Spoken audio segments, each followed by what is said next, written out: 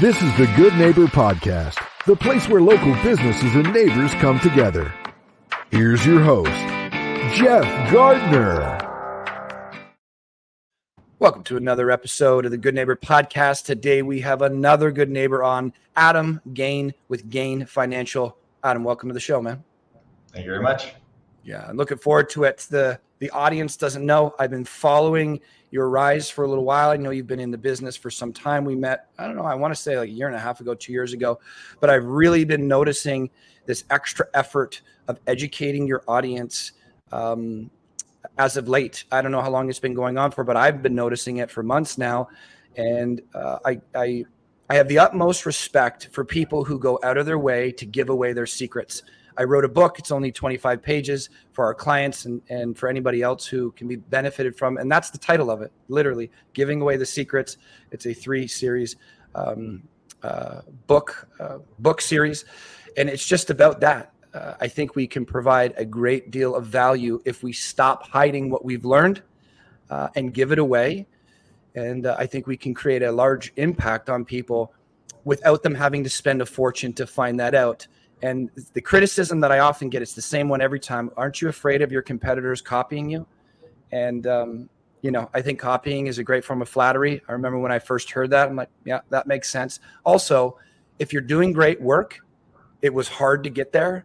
A lot of people don't like doing hard. So I feel like if you're doing excellent things, most people won't take the time to copy it. So that's why I wanted to have you on the show. The audience knows that everybody's nominated. You were not. I personally asked you to come on the show, which is a first of 305 podcasts. But I think the information that you have when it comes to money being such a valuable resource and a literal necessity in our world, the education seems to be extremely limited out there.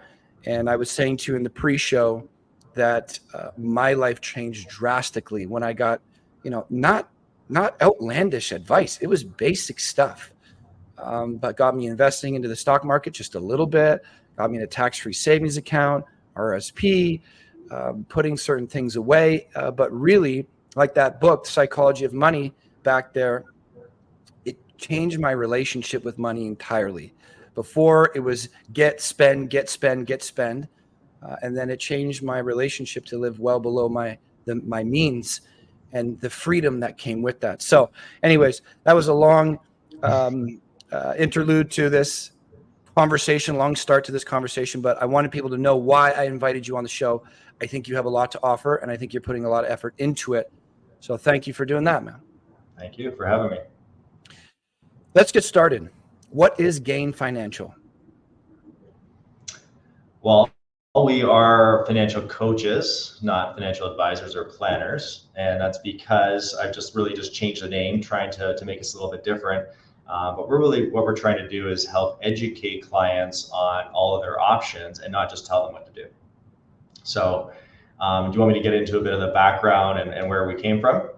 Yeah, well, that's the next question is what brought you to this place to decide to be different, educate, coach, help people navigate through the messiness of money and kind of like the crypticness. It's almost like secret. I don't feel like that's beneficial. Why do that? Well, oh man, like we could spend hours talking about like how I got to where I am now and why I'm doing what I am. But let me just give you a bit of a history and then we'll kind of get into that solution and some of those questions. So GANE Financial started in 1990 by my dad, and his background is in accounting. He actually was pretty passionate about sailing, teaching sailing, and realized he couldn't make enough money in that, got into financial planning. And he did typical financial planning for about 13 years. And he just realized like he was doing everything that the systems were telling him to do, that his mentors were telling him to do, that his education told him to do. And he just didn't feel like his clients were getting that far ahead. I don't know if you've ever heard of like the white paper where it's like, where are all the client yachts? There's all the banker yachts and then the advisor yachts and all this thing, but where the clients, where are their yachts? And, it just goes into, when you manage money, the fees on that, it's huge. And the people that are actually investing, you know, you don't make a ton of return. So what he realized, he started looking and say, there's got to be something else better out there in the world. And he came across this strategy, or really a concept called the infinite banking concept. And actually, this book over here, Becoming Your Own Banker, this was one of the first books he ever read in the understanding about how to become your own banker, by Nelson Nash. And it's the strategy in the States. And it teaches you how banks make money and how to become your own banker, to recapture money that you're unknowingly and unnecessarily losing to the banking system or interest in general. Now, so when he learned that, he started, he got on a call, he started going to conferences in the US, and he started bringing that education back to Canada. And he ended up switching his entire practice to teach this one concept. And so we've been doing that since 2004 and teaching this concept. But when I got in, so my background's in engineering, mechanical engineering, and I worked in the industry for a few years. I was teaching this concept to my friends and to other people around. And then my dad was selling them policies or different investments and different things like that. And I realized like this business had a lot of the stuff that I really enjoyed, and I wasn't being challenged where I was. I really like helping people on a one-to-one basis, being able to see a difference in people's lives. I like the time freedom, I like the money freedom. So the business seemed to fit really well with me. And then so I started educating myself, getting my own licenses on the side. And in 2014 is when I full-time transitioned into this business. I was actually in Saskatoon at the time, worked a year there with friends, and then decided to come back to Barrie, Ontario, and help my dad with his business as he was getting older. And since then, I took over the business in 2019. And one of the things I really realized, and I kept seeing with all of our clients, was there was this disconnect between how this strategy works. Everyone loved the strategy. It makes a ton of sense, and I think everyone should be doing it. But how does it integrate into the rest of your life? How do you use it in retirement? How do you use it for purchasing real estate? How do you save for it? How do you do all this other stuff? And so I started getting a lot of education, and you know, I was a part of a bunch of different studies. I still am part of different study groups. We fly in some of the best advisors in the States. A ton of our education comes from the States. We have lots of great mentors here in Canada as well. But what I started doing is picking all of these things that I love that these people were doing. And I realized there's this light bulb moment for me where I'm like, life is crazy busy. There's too many financial people. There's too many financial products. It's hard to make financial decisions. And that was our problem. That was the problem I think Canadians are missing. So what do we need? We need a one point of contact that we can trust and that we can go to for every financial question there is. And we need someone that's going to holistically help us understand every piece in the financial model. That's I call it our family CFO. That's what we're trying to be, a family CFO. You've got all these, you got your real estate agent, you got your mortgage broker, your banker, your investment manager, your property and casualty, your lawyer, and then you got your health and life agent. So you got like all of these different people. It's very hard to coordinate and figure out what's going on. And so we're trying to be this center person and help educate you on how to set up your entire system. How do you set up a plan that will not fail? So we start with defense. We educate you on all of the different pieces that you need to know. We help you create a savings process, how much you should be saving and why. So we go over everything that we go over. We answer the question, why and how. And I mean, Jeff, you mentioned you're a reader. I'm sure you've read Simon Sinek's, Start with Why. So that was a huge, when I read that book, I came in and I said, everything we do, everything we teach has to start with why. Because if you know why, and then you know how to do it, then you're going to do it. And it makes sense. Imagine understanding your whole financial economy and knowing why you're doing certain things. Oh, yeah. No one knows these things. Like no one's teaching these things right now. And our industry, unfortunately, I find teaches us to say, to get someone in, okay, I can see what you're doing. Here's what you should do. But most people don't even know what the options are, right? So once you understand the options, like we think when we think about investing, we think about the stock market. Well, did you know about, private equity, investing in private businesses in Canada? Did you know about private debt? Did you know about first and second mortgages? Do you know about like different ways to invest in real estate? And you don't have to buy an actual rental property. You can get into REITs, which is a real estate trust.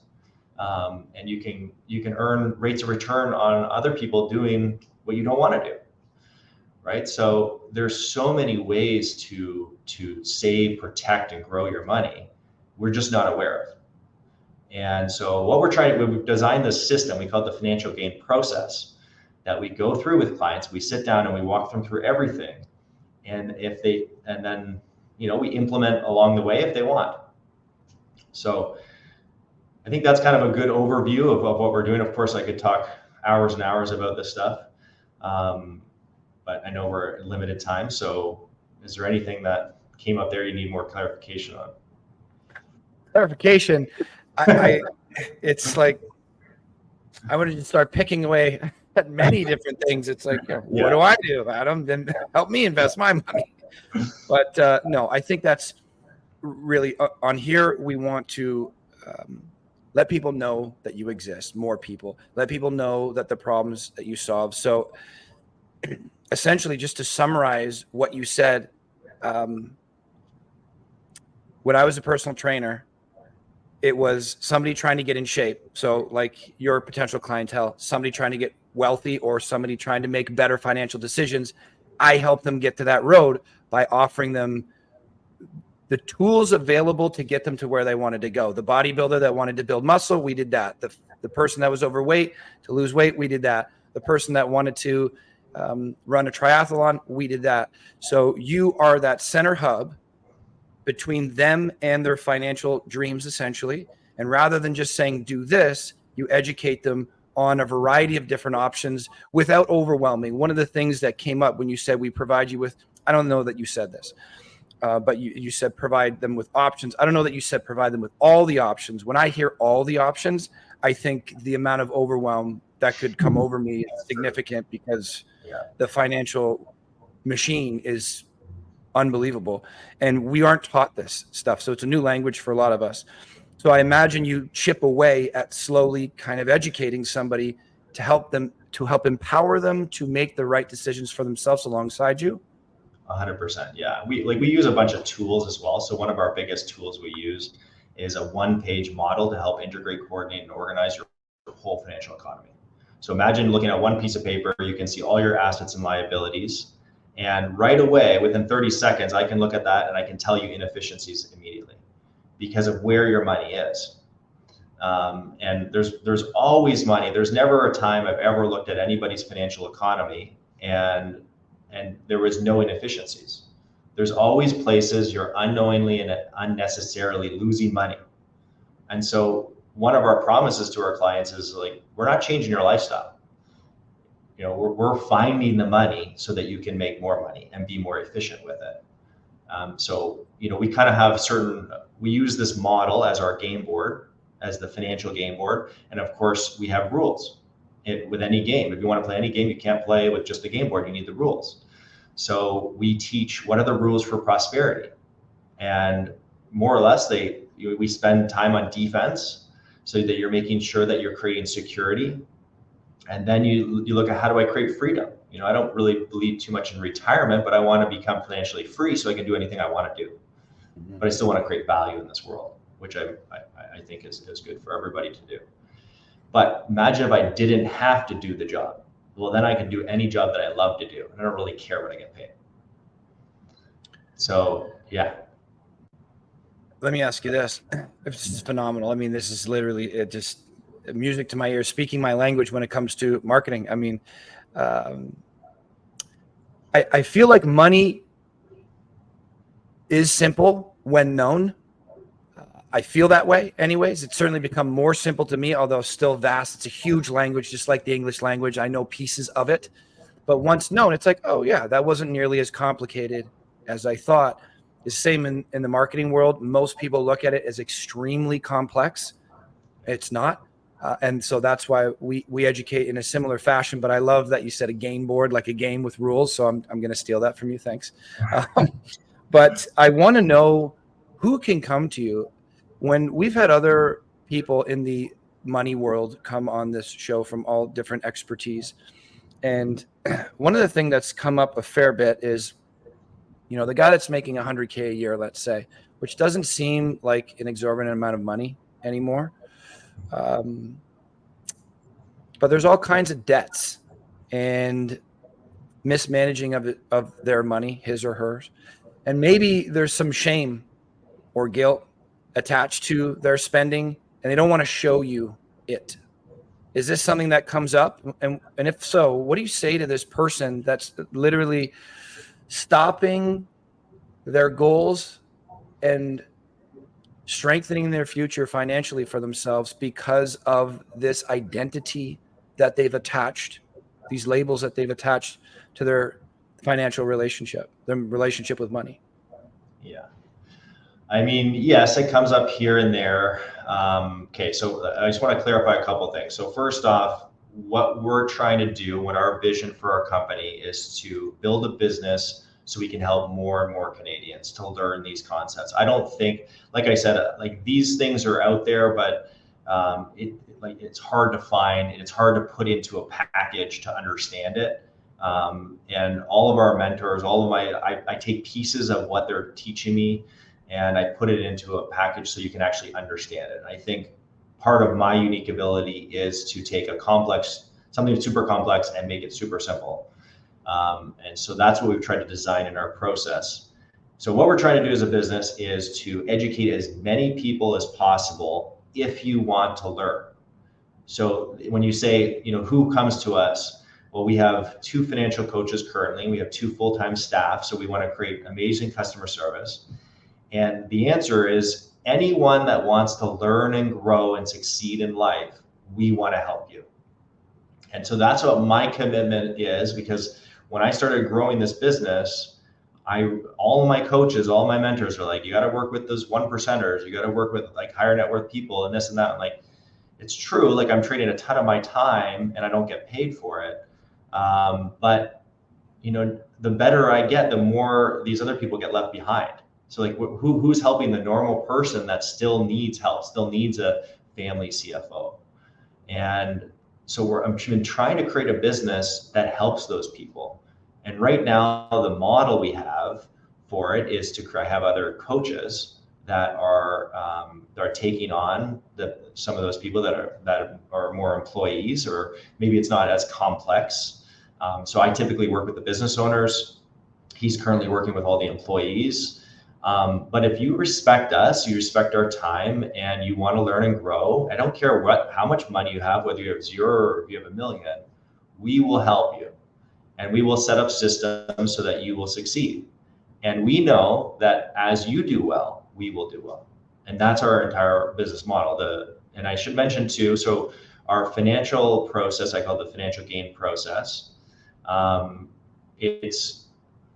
business charges a fee to go through that for our time. And my other coach, he charges between $500 and $1,000 to go through the process. And I charge $3,000 to $5,000. Once that's done, and if you put products through us, we're there for life. There's no other fees. We know that as you grow, we'll grow with you. So that's right now the business model. And I'm trying to create more and more education online. My goal is eventually just people that just want to do it themselves, which is totally fine. We can help you with a product or a strategy or something like that, a one-off. But I want to create resources that you can go and learn on yourself, because I just don't have the time to teach you if you don't want to actually do stuff with us. So there's people that need hand-holding, and we'll be there for them, and we'll be a one point of contact. And other people that just want to learn a concept here and there. So I want to be able to educate as many people as possible, and that's the goal of GANE Financial. Okay, so just to clarify for the audience, because I think I got lost there for a second, but you reeled me back in. When you say whether you have 0 money or $1 million, whatever the limit is, 0 to infinity, you are trying to help everybody and in between. But if they want to work with you directly, there is that initial fee for you or your coaches. The way you help the people, correct me if I'm wrong, that don't have the capital to start would be through online education, emails, social media, other platforms that you're doing. That's how it works. Well, yes. So the education process, if you want us as your family CFO and work with us long term, we do require you have to go through this financial gain process. Because what I've learned is when we started working with clients, we would be recommending something and showing them something, and then they wouldn't do it, but it's because they didn't understand why or some of the internals of it. So once we were able to lay out the entire process from how do you save, how much you should save, where it should go, and then liquidity, and then protection, and then investments. Once you have an basic understanding of all these things, well, then it's no-brainers to make these moves because it fits in within the whole vision of what you want for your life. I love it. So an example for me, you said you work directly with the entrepreneur. So let's say that 3,000 to 5,000 entry. So I come to you, I go through your, what is it called? Financial GANE process? Yeah. Yeah. So I go through the process. I understand the why now a little bit more. First off, how long does it take me to get through that process? Well, it depends on the complexity, but I would say for a business owner, we're probably like 6 to 8 meetings.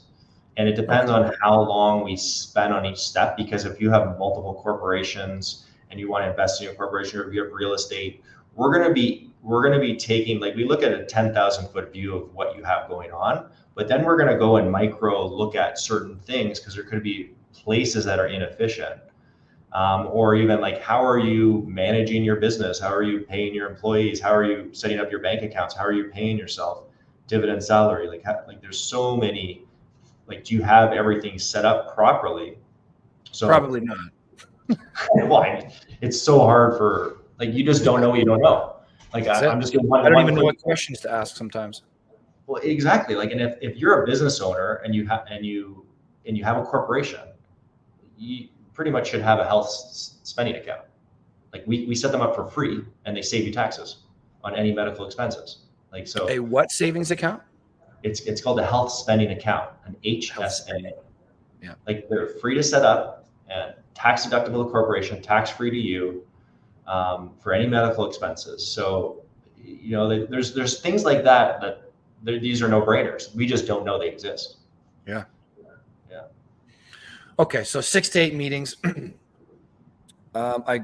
get through the process. We take the bird's eye view, and then down we start dabbling in the micro piece by piece. And then when it comes to any other money expert, essentially, like for me, I look at building out my team, right? Like, even though I'm in the fitness world, I have somebody who builds my nutrition plan for me because it gives me back time and reduces my stress. And then they just get delivered. So I don't have to focus on cooking. I don't have to focus on macros. I no longer have a personal trainer. I haven't done that in a while. Like, I've been a trainer for a long, long time. So that's taken care of. But then we have our accountant, we have our business coach. I have the team, like you were just describing, because it reduces my time to learn and gives me the peace of mind that I'm learning correctly. I don't want to have to take a path and then come all the way back because I took the wrong path. So I'm willing to pay for the expertise and the reduction in stress and the really reducing my time to learn. So I look at it as kind of speeding up the boat and making a better boat. So financially, we have our accountant, let's say, bookkeeper. Outside of that, once I have you, do I need anybody else? Or is it just like, Adam, this is the money situation. Now I know more. Make your suggestions and I go and do those things. Is that all I need? No, you're still going to need, I call those like all those your micro advisors, more or less. Like, we're trying to be the macro advisor, and then you've got your micro financial people. So we work directly with the accountants. So, a lot of my clients might be sending me their financial statements or their tax returns. And a lot of times I'm having conversations before with the accountant, sending them the information they need, or talking about, are they paying salary dividend? We're kind of looking at the planning. We're looking at, do we invest in the corporation? Do we put this in the corporation? So we're constantly, I work a lot with accountants, and then we also have so we have strategic partners for all of these categories. If you don't have someone, and if you have someone and they're great, I want to meet them because I want to build out my network as well. I always love meeting great financial people. So the more I can understand what they're doing and different ideas they have and how they help you, then the more I can add value to that. But yeah, like I guess on the strategic partners, so we don't really do any of the investing. So we specialize in the protection side of things. And then we have strategic partners we work with on the investment side. And, we have multiple private equity guys we can go to. We have different investments we can go to that are outside of the normal. We have typical kind of investing. We can get portfolio management. And of course, as you get more and more investable assets, we can go to different managers. So some have 100,000, some have 200, some have 500,000 kind of thresholds. So, when someone comes in, I'm going to be probably showing the ones, like you said, I can't show them everything. I'm going to show you what's applicable to you, because once you get to the next level, I'll show you that, or I'll show you it just so you can kind of feel like wanting to get there. But we also work with like joint venture partners. So if you're interested in real estate, I love real estate as an investment. So, we do a lot of these things. We don't really make a lot of money from some of them, but it's part of our overall service. And I know that you need these pieces, and that if you do well, again, we'll do well. I know that it always comes back. It's just part of my, what I believe in. Yeah, it's a great philosophy. I believe the same thing. So can it be a one-stop shop? If I have nobody, I can come to you and you have your strategic partners, and you can really put that whole... I would introduce you to multiple so that you can pick.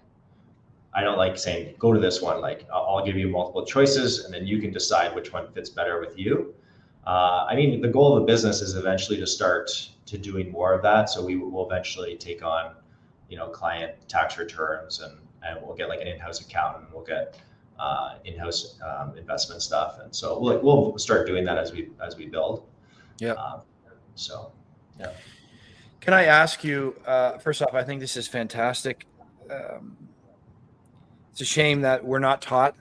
I feel like it's just a no-brainer to be like grade 1.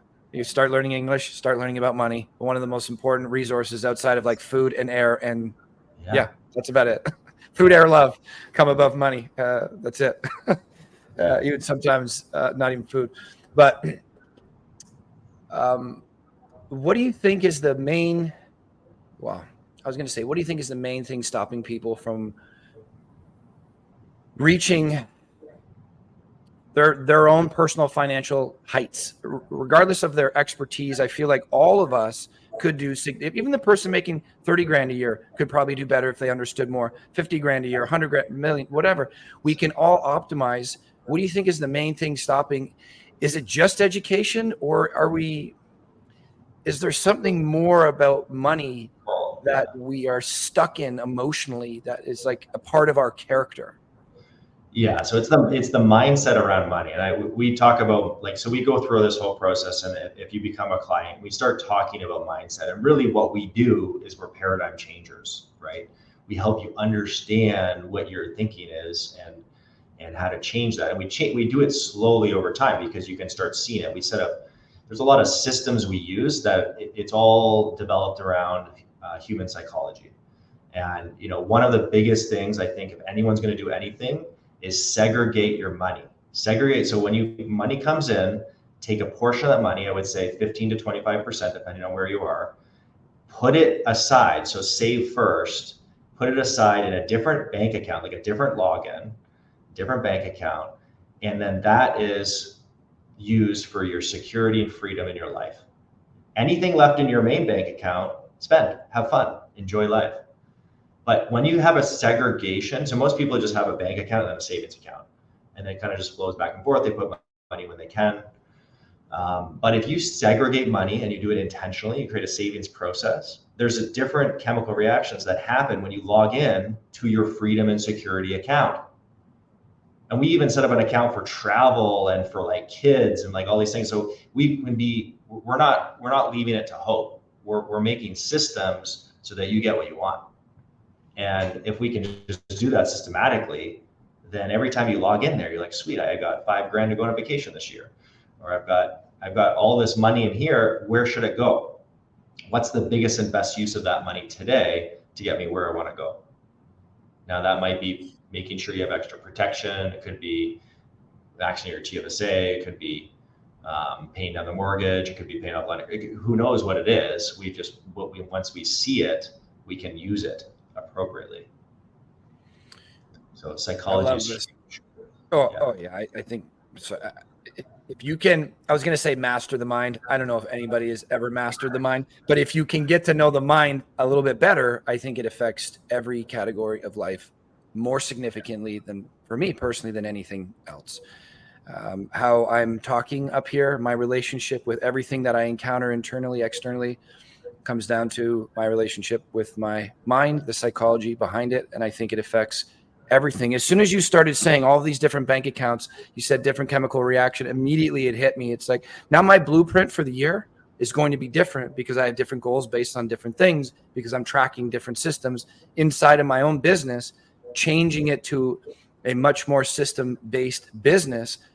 Just that change, before we even implemented the systems, just changing the mindset drastically changed the way our business trajectory went, because it was much more optimized just from that mindset change. And then we had the systems to implement. So it's like we built the recipe mentally, and then we went out and built the systems, and it changed things drastically. Same amount of people, same amount of workload and hours, significantly optimized and grown through that. Something that I want to know, people ask me this a fair bit, not that I'm a super wealthy person or anything like that, but I do talk about money a fair bit. It is an interest to me. And most of us probably won't ever get to the point of making $1 million a year from our job. And that seems to be that goal, that millionaire. There's a status symbol to it, something like that, people like that word. And I think a lot of us want that, or think we want that. And, the question comes up, if I'm not going to be able to produce that amount of income, can I ever get there without that, that typical 30, 40, 50 year invest in the stock market, year over year, 7% type of thing, invest into an index? That seems to be a more common idea now that people are understanding. But do you think that person that's making 100, 150 grand can get to the point of, everybody, I think, defines wealthy or financially free differently. To me, it simply means I don't really have to think about money anymore. I can do just about whatever I want within reason. It's not gratuitous, like go out and buy a Bugatti. That, I don't think most of us really care about that, but don't have to worry about money. It's no longer a stress. I think it is to many of us. Do you think that person that has just a regular to high regular paying job can get there with strategic planning? The answer is yes, for sure. But a lot of that has to do with mindset. I'm also going to mention that there's different levels of financial freedom. Sure. So the first level is kind of just covering off your basic living needs. And I have clients that are making $40,000 a year. They're saving 20. And so their financial freedom is 20,000 a year. That's not too hard. But then there's clients making 500,000 a year and they can barely save. Right. So it doesn't really matter. And I've always thought this, I could start working at McDonald's with nothing, and I could become wealthy. But it's because, I'm not sure if you've heard that before. They say when you have a certain mindset around money, that's really the thing that drives it. Because really, if you do certain things, you will always be able to get out of where you are. Like Richard Kiyosaki he talks a lot about the rat race. Yeah. Rich Dad Poor Dad. There's actually a game called Cash Flow. I love playing that game. Yeah. It's all about getting out of the rat race. And the reality is that we put money aside and we use that money to create more money. And then eventually we'll have enough money that it's creating that we won't have to work. That's all the rat race is. But the problem is that we take what we earn and then we buy more things to take more of our money.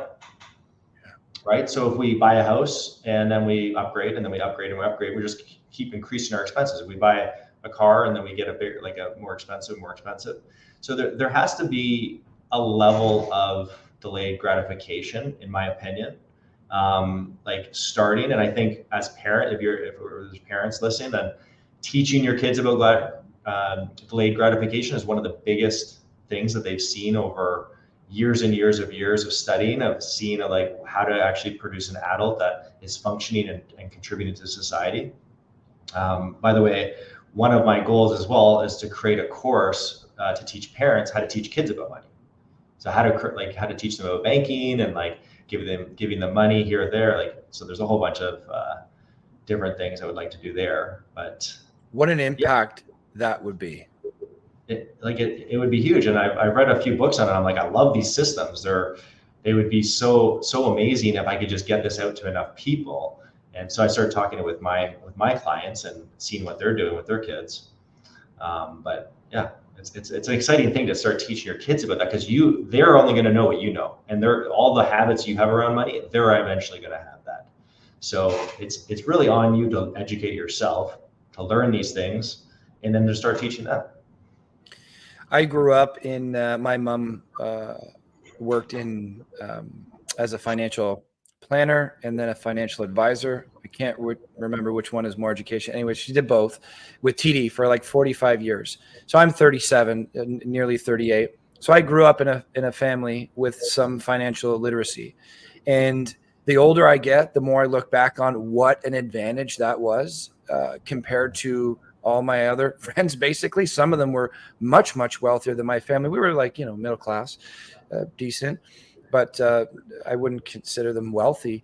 But for the habits that I picked up that were just common because we talked about them all the time, it wasn't earth shattering. Like getting a credit card and start building up credit, basic things, starts putting in RSPs in a young age, like these small little no-brainers. And then, I talked to my 35-year-old friends that some of them grew up in incredibly wealthy homes, but never talked about it and didn't share that financial literacy. The difference in their life now to mine, when we work the same amount, some of them are much smarter than I am, but financially, the situation is very different just from teaching me at a young age, basic stuff. So if you can get to that, I just think that the education, the effort that you're putting in the education is fantastic. Because I don't look at money as the most important thing in life. There's certainly more important things to me: quality of life, love, family, connection, these types of things. But I am so limited if I don't get my financial situation organized. Yeah. I can't do those things. Sorry, I can't come over. I don't have enough gas, or I don't have a car, or I have to live so far away because I can't afford anything else. Can't go to that destination wedding. Can't do this, can't do that. So I look at money as a key to opportunity, really. All different types of opportunity. If I want more opportunity, in many cases, I need more of that resource. And like you said earlier, you don't know what you don't know. So you don't even know what questions to ask. You don't know where to start. I think what you guys are doing is great. And I could just sling questions at you for the next afternoon. But let's pivot a little bit. One thing I do want to ask you about is myths and misconceptions, because there is myths and misconceptions around every industry, but I think hugely around money. So can you just identify one or two of them that are really holding people back right now that you could clarify? One or two of them. Okay, so first off, with us, it's a little different, but you don't need a ton of money to start. I think I've talked to friends before, and they're like, "Oh, I was going to wait until I had this until I talked to you." And I'm like, "No, let's talk now, because we're going to help you get there much quicker." Right? Like, so just had a meeting with a client, and they brought their daughter in, and she just started to save for a house, and so we'll help, set them all up and get them into the house eventually, and keep saving and keep growing. So I think that's a big thing. So get out there and see if there's people they'll help you, and I think there always is, and we're trying to do that. Another big one is investing in the stock market. I don't believe that I mean, you definitely shouldn't have all of your money there because there's so many places. Like if you look at how a pension is designed in like the CBP, the OMERS, the OTIP, like some of the biggest pensions in the world, they don't have just all equities, just like stocks.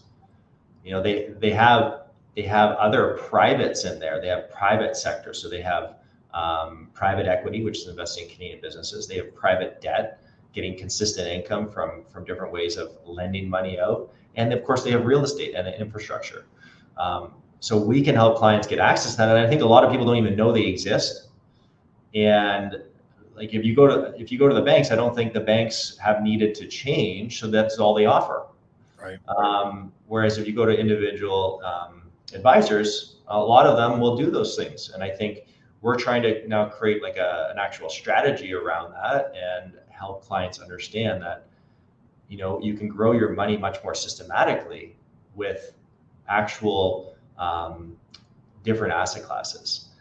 And so we can diversify our money within stocks, within financial industries. So it's like tech or financials. You can diversify within different countries. But the reality is when something happens in the world, like Russia attacks Ukraine, the entire stock market went down because stocks are a perception of where things are going, and it's all perceptions based on people. So stocks went down, which was a great opportunity to buy. But if you had all your money there, all your money went down. But if you have money in other sectors and other places, it didn't affect the Canadian business's profit right away. Right. People kept paying their debts back. So what we're noticing is that you need to get into the different asset classes so that you're properly diversified. And again, like a pension, let's look at what pensions are doing. And part of what we teach as well is getting into whole life insurance, which is the security of everything. Because you can actually, if you don't know about whole life, then you should go look it up. There's a whole bunch of misinformation out there, but we have videos on YouTube and things like that about it. You do specifically? We have videos on there. We're adding more. We actually are pretty much going to be adding, one a week pretty soon for the next probably 8 weeks. And it's going to go through a lot of the process that we go through with clients. Let's educate you on all of the different pieces that you need to know, how to create savings processes and how to understand each insurance product. But whole life in general, to me, is one of the foundation products that almost everyone should have. And the reason is because you never lose money, it grows tax-free, and you can access it at all times. And it protects you and your family. So that asset is just a great security to everything else. And it's called whole life insurance? Whole life insurance, yeah. Yeah, so again, if this is the first you've been hearing about whole life, then check out a lot of these books. There's this one here, this one over here, Live Your Life Insurance. It goes into in depth about how whole life works. But again, we have some videos coming out on understanding the different types, how term works, how permanent works, why you might want one or the other, and how to set that all up. It's awesome, man. I mean, honestly, I'm a third way through the questions, so we haven't even got into you yet. I'm just like, man, there's not too many people that share this kind of information. I'm like, what can I get out of Adam for me today? I need everything. I'll give you whatever. I appreciate it, man. Let's pivot a little bit. So just to summarize for the people that were listening, certainly the second part, you said a common option is just, stock market, because we hear about it so much. That's become common to just go in and just dump your money in there rather than diversifying. And really what that told me is, and I don't know a whole lot about money, but I would say I can keep a conversation going. Typically, most of those things that you talked about, I didn't know. So I imagine most of the people listening don't know either. Some people are going to, many people aren't going to know any of them. And then you'll find yourself in a group of the average, probably like myself. And that just tells me that I have to speak to somebody who can guide me. Because to go out and find each one of these on my own, is going to take a lot of time. And like you said a moment ago, some of it could be inaccurate information or deliberately misinformation. So find somebody, speak to them. And certainly Adam that's his focus. So, give him a shout, go on his YouTube, go on his social media. But aside from business, man, let's rip through the personal real quick so I can get back to peppering you about business and money. What puts a smile on your face, man? Like really, when you're outside of business, you're a family man, you got kids, you travel, what do you like to do? So I have a girlfriend, and we're pretty new. I would say like 9-10 months, and she has a 2-year-old. So it's my first time kind of trying my hand at a little bit of parenthood, which is pretty cool. So I'm really enjoying that so far. Outside of that, like I'm in every sport that I can play that's possible. I was the kid in high school that I wanted to play all the sports, but they wouldn't let me because I only had a certain amount of time. So my passion and what I would say I'm best at is volleyball. So I love playing volleyball. I helped coach for about 7 years. So I've coached like the Cubs, the club. There's two main club teams in Barrie, which are the Barrie Elites and the Georgia Bay Cubs. So I've coached with both of them, and I play hockey and golf and disc golf and anything I can do outside and just get out and get some activity in, I love. Very social person. I was in Rotaract for a while, which is like a subsidiary of Rotary. I'll probably join Rotary soon. But if I don't have anything going on, I'm going up to my parents' cottage on Georgian Bay, and I'm a fish. So just be in the water as much as possible. So yeah, I'm very diligent on life balance. So when I set up my calendar for work, it's like it is around my life as well. So I do. If I set up meetings, I will be ready, and I'll be there, and I'll be present. But I only take meetings typically like Monday, Tuesday, Wednesdays. I'm taking Thursdays and Fridays for cleaning everything up, for setting all my notes, for getting all my tasks done, and of course education constantly. I love it, man. Ours is similar. Awesome. We work on the business all day Monday. That's a long day for us. We get the team together and just make sure the vision is still there and we're pushing things towards it. We start recording and doing whatever we need to do. And then Monday to Tuesday, Wednesday, we podcast all day. And then Thursday, Fridays, we take meetings. I used to take meetings every day, Monday through Friday, 3 to 5. Nah, man, it's just not for me anymore. Not to mention with way less meetings, way less, like 40%, we get way more done. Yeah. And my brain doesn't plague me anymore. Doesn't want to kill me. So it's another quick thing that I started doing like years and years ago. And if you're a business owner, you should definitely read. It's called Miracle Morning. But like I started the Miracle Mornings. It's just, spending time for me, getting my exercise in, getting my education in, meditation and like visualization and like journaling and things like that. Just getting ready so that if I take care of me, then I've already won the day. And then I can be present and I can be totally there for clients. So that's a big part of my life as well right now. I absolutely agree, man. The people know I'm especially on the team, early riser. And I have my thing. There's certain blocks of time that, again, I just learned in the books, tried it out, and then they worked for me. Some didn't. I left what didn't. I kept what did. But when it comes to the fitness and the reading, those are those two things in the morning for sure. I love a little bit of temperature exposure, whether it's a steam or cold. Don't need to do that every day. But then some type of spiritual practice, meditation, I'm a big fan of. Been doing that for a while, or sometimes just a walk. But I need to tap into something, not just stress immediately. So I align with you on that. But let's transition a little bit from the fun parts of life, which I love how active you are. I'm wondering, do you ever sit on a couch and watch TV? Oh yeah. Does that ever happen? I still get that.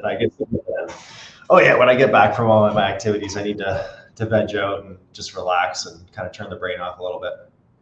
Good man. That's the hardest part of my job is like, I'm not physically tired, I'm mentally tired by the end of the day.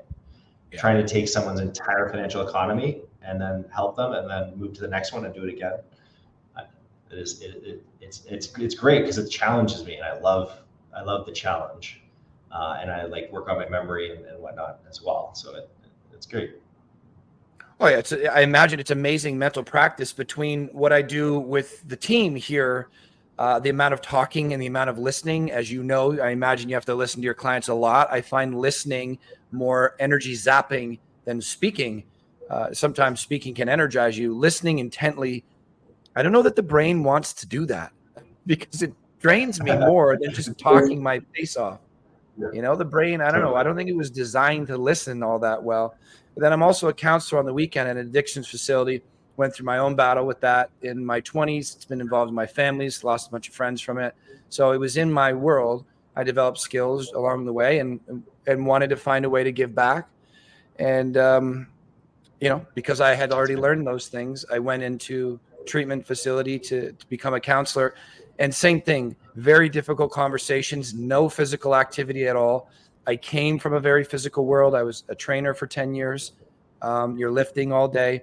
It's way more exhausting for me to have those types of super emotional conversations where I can't look away. I can't blink when they're, you know, going through such an emotional period. And although marketing isn't as emotional, sometimes there are emotional conversations, and it's a lot of critical thinking, which to me zaps your energy more. But speaking of emotional conversations, this next question is really about the value derived from painful experiences. I like talking about this a lot. The people that I follow talk about this a lot. I don't think it's talked about as much as I'd like it to be because it still seems like most of us won't discuss our failures or our painful experiences because there's shame around it, there's ridicule around it, there's judgment, criticism, whatever it is. I think we'd all rather represent the perfect versions of ourselves, whatever that is. I don't know what perfect is. And just being a human is imperfect by its nature, and maybe that's perfect. But either way, there's very positive moments of life, there's negative moments of life, and I think we need both to have a good life. You can't have the light without the dark type of thing. But certainly for me, Adam, I have had the most significant growth chapters of my life as a result from going through the most painful experiences. And that's why I talk about them as much as I do. Going through my bout of dependency after breaking my legs, no question, the next 10 years, which it's been about 10 or 11 years now, much more significant in quality of life, giving back, fulfillment, purpose, all these things, because I was up against a very serious wall that was like do or don't do and don't have a life, or figure it the F out and do it. So, and I found that to be true for many people going through challenging moments. I think it presents you with an opportunity for rapid growth if you choose to do that. You don't have to. You can be beaten down by it. But certainly in the world of entrepreneurship, it is difficult. Running a business is very difficult no matter what business you're in. It's a lot of long hours. It's a lot of sacrifice for very little reward at the beginning, especially that first 5 years or more. Sometimes you feel like, what am I doing this for? And you want to quit once a month or once a week sometimes. So we love to ask the guests on the show because we want to be a part of that wave, that push for people to embrace the harder parts of their life and look at them more as a blessing or as a gift, or at least as an opportunity to get something more out of it. We'd like to ask the guests on the show, any trials, tribulations, hardships that you've been through personally or in business that probably sucked in the moment, as hard has a symptom and it doesn't feel good typically. But when you look back in hindsight, you would not remove that ingredient from the recipe that has become you, because it's led you to living the exact life you live today. You remove it, you wouldn't be who you are. Yeah. I mean, I totally in agreement with you that everything that's happened in my life, I think it's led me to this point. And there's nothing that I would go back and change, because I wouldn't be the same person I am now. So, you know, and like, I also have the thinking behind, like, there's really no losing. It's like winning or learning, you know, so everything. It's our motto, man. Damn. Win or learn.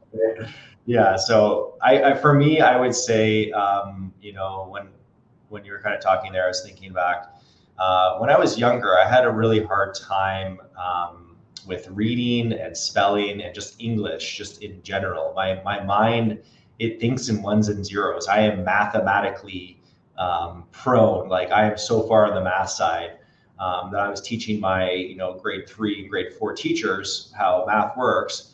But the English side of things was difficult. So math is supernatural, like, and sports were supernatural, but English was something I really had to work at.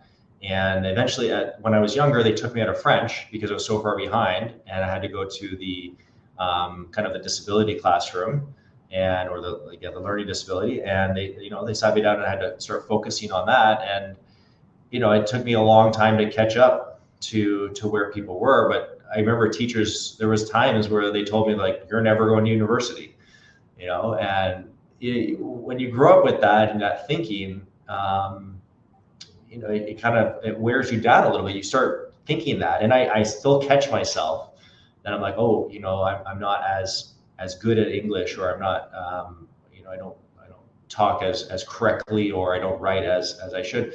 But over time, I think I've got better and better and better. Now I think I'm great, and I think you can always get through it. And for me, I originally went to college, got my diploma, and then I worked for a year, and I decided to go get my degree. So I went and got my degree, and that was a pretty big accomplishment for me. When I had that mindset, kind of growing up a little bit from what the teachers were telling me, that you're never going to go to university, that's not a path for you. And it's kind of cool to be able to, like, what, I went through it, and it was actually pretty easy, just because I did what I'm strong at. Engineering was pretty natural for me. So, and engineering is problem solving. And so that's what I'm really good at. So I can take a financial system, and I can see all of the places that we can change to save taxes and make efficiencies everywhere. So everything I learned there has got me to where I am now, and now I'm helping our marketer write content. So yeah, it's interesting kind of what you go through in life that changes you over time. And first off, thank you for sharing that story, because I don't think I'm as inclined to numbers as you are, but certainly I think I was just a lesser version of that, mathematically inclined from day one, or whenever I figured it out at a young age. And reading was just, it was not there, man. No, you want me to read a book and then write an essay on it, or a summary? Nightmare. Wouldn't do it. Cheated, Cole's Notes, made my way through school, and then went to college for business administration. Basic. So I went back to adult day school when I was 21, and I had to upgrade courses like English. And that was brutal. Like, my buddies are out there making money, and I'm in school from whatever it was, 8 to 3, so they fast track you, right? Rather than a full 4 months, they do it for 2 months, English in the morning, calculus in the afternoon. And so it's really, really focused, and what's the word I'm looking for? Concentrated, to get you there faster, which is even worse for me, because English was already difficult, and now it's like twice as much. But making that decision for me to be like, I thought I was unintelligent because reading was so difficult. And I had to beat that limiting belief once I understood what a limiting belief was and how much it was limiting me.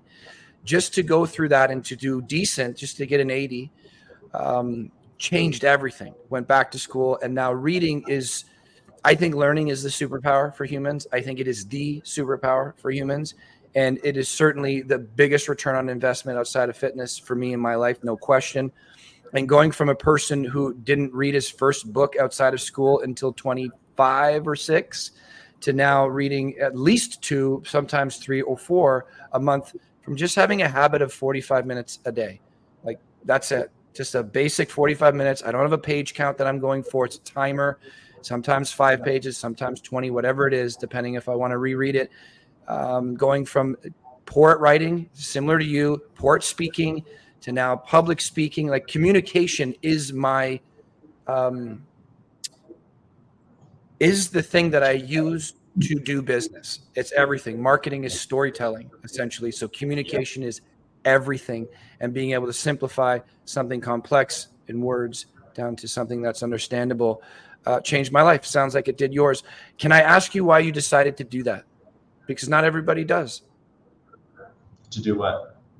To decide, I'm not going to let this limit me. And now you have a bunch of not easy to read books behind you. I know it's part of your industry, but some of those are dull and complicated, and people in your industry, I'm sure many of them have not read those. Yeah.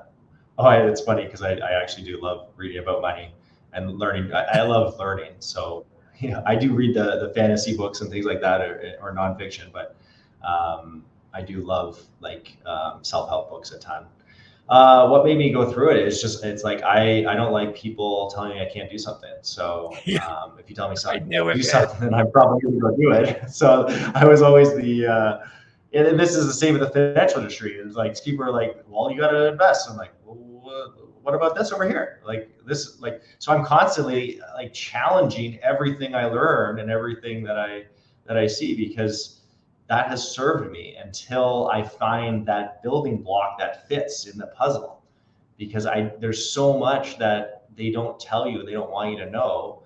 And the financial system that we've developed in the last 30 to 50 years is a lot different than it used to be.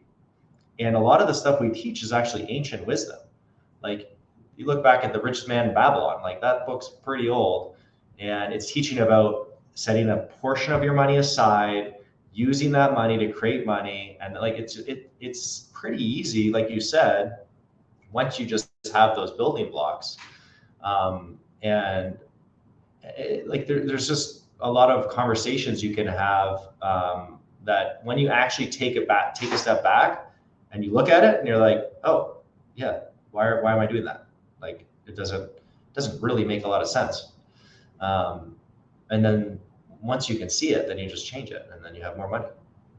Yeah, it's just so simple. You look back at it, now you can see it, and once you see it, you can change it, and now you have more money. It's just great, man. I love it.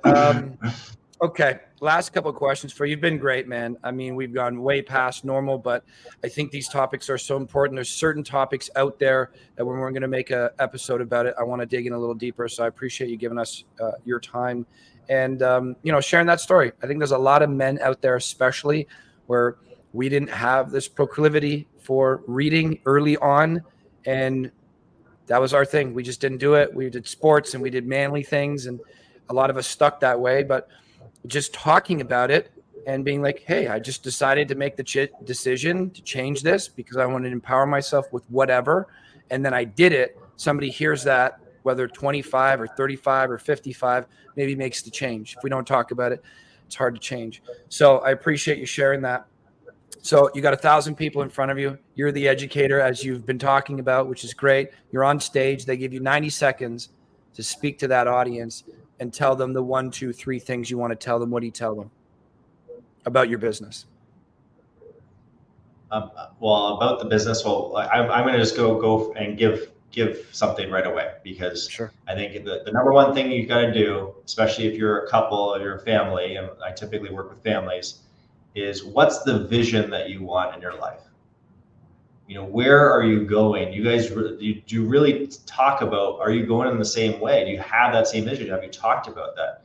Once you know the vision, and then you should also know a couple things that are important to you, because an unhappy journey never leads to a happy ending. So you have to have fun along the way. So I have this vision. What are the 2, 3, 4 things that are going to be fun that I want to do, that I want to make sure I plan for? And let's put those into the plan. And things like traveling, like creating that travel account, whatnot. Once you have those things, then you just have to follow the system. That you have to save a certain amount, and you create liquidity, and there's a bunch of different ways to do that. And you have to get education on all those other pieces that you might not be aware of right now. So is that more or less what you're looking for? Yeah, I mean, so yeah, when people are about to, when my audience gives me the opportunity to speak to them, what is the thing that I want to say to them directly? I'm going to empower them with the information they need about marketing to know what it does for them. That's simply it. Rather than saying, hey, you guys want to work with a marketer, come work with me. It's like, no, this is what it will do for you.